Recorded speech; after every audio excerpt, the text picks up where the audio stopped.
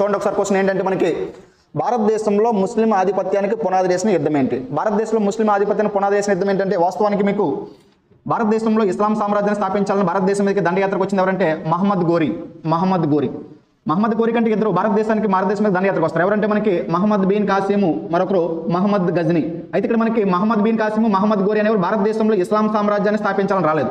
Just వాళ్ళు కొంత పని మీద వచ్చారు, వాళ్ళతో సంబంధం లేదు. కానీ మూడవ పర్సన్ ఎవరంటే మనకి భారతదేశం మీద దండయాత్రకు వచ్చింది మహమ్మద్ గోరి భారతదేశంలో ఇస్లాం సామ్రాజ్యాన్ని స్థాపించాలని వచ్చి భారతదేశం 2 యుద్ధాలు చేస్తారు. ఏంటంటే ఫస్ట్ తరాయిన్ యుద్ధము, సెకండ్ తరాయిన్ యుద్ధం. అయితే ఫస్ట్ తరాయిన్ యుద్ధం, సెకండ్ తరాయిన్ యుద్ధం అన్నాడు ఎవరితో చేశారంటే మనకి ముఖ్యంగా మనకి చౌహాన్ వంశంలోని పృథ్వీరాజ్ చౌహాన్తో చేయడం జరిగింది. మొదటి తరాయిన్ యుద్ధంలోని పృథ్వీరాజ్ చౌహాన్ ఎవరిని ఓడించారంటే మహమ్మద్ గోరిని ఓడించాడు. రెండవ తరాయిన్ యుద్ధంలోని పృథ్వీరాజ్ చౌహాన్ ఎవరి చేతిలో ఓడిపోతారంటే ఈ యొక్క మహమ్మద్ గోరి చేతిలో ఓడిపోయి, ఈ విధంగా ఈ రెండవ తరాయిన్ యుద్ధంలోని ఈ యొక్క ముస్లిమ్స్ అనేవారు విజయం సాధించి భారతదేశంలోని ఈ యొక్క ముస్లిం ఆధిపత్యానికి పునాది జరిగింది. మరి ఇందులో రైట్ ఆన్సర్ ఏంటంటే మీకు ఆప్షన్ సి రైట్ ఆన్సర్ చేయాలి. ఇక్కడ మొదటి